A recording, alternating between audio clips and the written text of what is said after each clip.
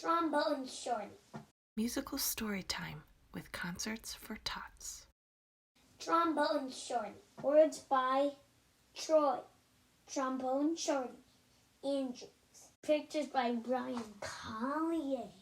We have our own way of living down here in New Orleans, and our own way of talking too. And that's what we like to say when we want to tell a friend hello. So, where are you at? Lots of kids have nicknames, but I want to tell you the story of how I got mine.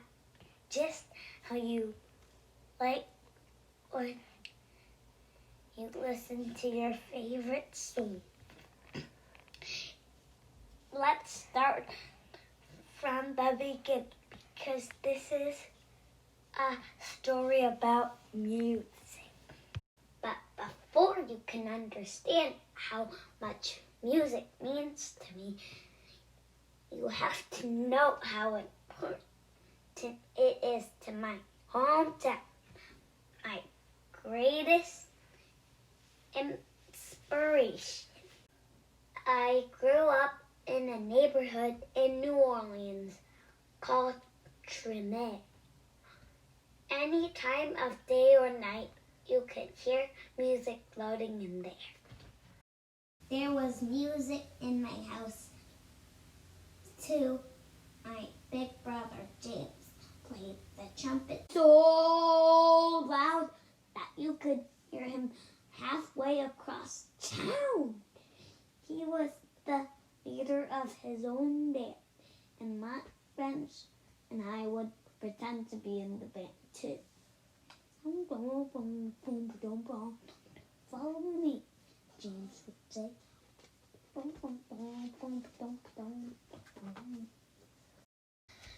There's one time every year that's more exciting than any other. Mardi Gras parade fill the streets. The beaded necklaces are thrown through the air to the crowd. I love the brass bands with their own trumpets, trombone, saxophones, and the biggest brass instrument of them all, the tuba, which rested over the musician's head like an elephant's trunk. Where that? The musicians would call. All day long, I could see brass bands parade by my house while my neighbors dancing along. I loved these parades during Mardi Gras, because they made everyone forget their troubles for a little while.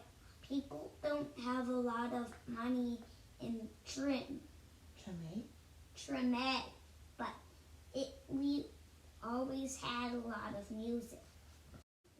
I listened to all these sounds and mixed them together just like how we make our food.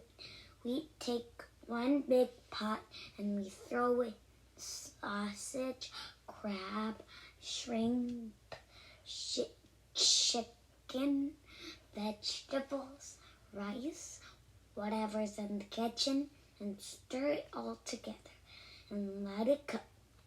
When it's done, it's the most delicious taste you ever tried. We call it gumbo. And that's what I wanted my music to sound like. Different styles combined to create my own musical gumbo. But first I needed an instrument.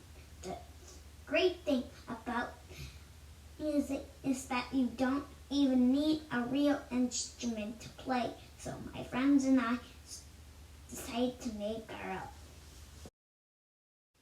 We might have sounded different from the real brass bands, but we felt like the greatest musicians of Trinidad. We were making music now, and that's all that mattered. Then one day I found a broken trombone that looked too beaten up to make music anymore. It didn't sound perfect, but finally, with that real instrument in my hand, I was ready to play. The next time the parade went by my house, I grabbed that trombone and headed out into my street. My brother James noticed me playing a lot. Spun out, "Trombone Shorty!" He called out because the instrument was twice my size. "Where yeah?" From that day on, everyone called me Trombone Shorty. I took that trombone everywhere I went and never stopped playing. I was so small that sometimes I fell right over to the ground because it was so heavy, but I always got back and I learned to hold it up high. I listened to my brother play songs over and over, and I taught myself those songs too. I practiced day and night, and sometimes I fell asleep with my trombone in my hands. One day, my mom surprised me with tickets to the New Orleans Jazz and Heritage Festival, the best and biggest music festival in town. We went to see Bo Diddley, who my mom said was one of the most important musicians of all time. As I watched him on stage, I raised my trombone to my lips and started to play along.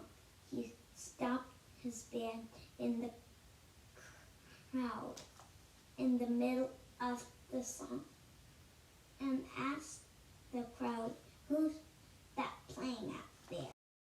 Everyone started pointing, but Bo Diddley couldn't see me because I was the smallest one in the place. So my mom held me up in the air and said, "That's my son, Trombone Shorty." "Well, Trombone Shorty, come on up here," Bo Diddley said. The crowd passed me overhead until I was standing on stage next to Bo Diddley himself. I walked right up to the microphone and held my trombone high up in the air, ready to blow. "What do you want to play?" "Follow me," said. After I played with Bo Diddley, I knew I was ready to have my own band. I got my friends together and we called ourselves the 5 o'clock band because that was the time we went out to play each day after finishing our homework. We played all around New Orleans. I practiced and practiced, and my son and soon my brother James asked me to join in his band.